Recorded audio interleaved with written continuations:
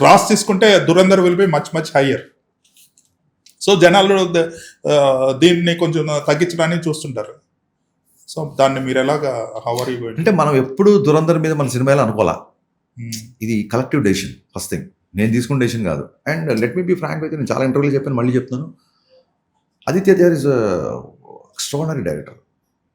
ఊరి నుంచి చూస్తున్నాను. అతని డైరెక్షన్ తాలూకు ఇన్ఫ్లుయెన్స్, ప్రభావం ఉంటుంది మిగతా ఫిల్మ్ మేకర్స్ మీద. అలాంటి డైరెక్టర్ అతను. Have huge respect towards him. But every season has certain accommodation for the films. Summer అవ్వచ్చు, సంక్రాంతి అవ్వచ్చు, మోర్ దెన్ 2-3 ఫిలిమ్స్ ఉంటాయి.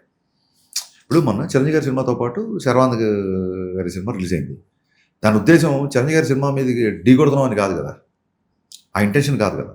హ్యావింగ్ సెడ్ దట్, నాకు బిగ్గెస్ట్ హీరో ఉన్నారు మా సినిమాలో. అట్ ద సేమ్ టైం కంప్లీట్గా జోనర్ డిఫరెన్స్ అండి. అసలు నా గోల వేరు, నా గోల్ వేరు. ఇది అదంతా భయంకరమైన ఎంటర్టైనర్ మన సినిమా. అది ఒక చిన్న national global politics, national terrorism, ఆ గోల వేరు, మనది వేరు. సో డెఫినెట్గా దేని రెవెన్యూస్ దానికి ఉంటాయనేది బలంగా నమ్ముతాను.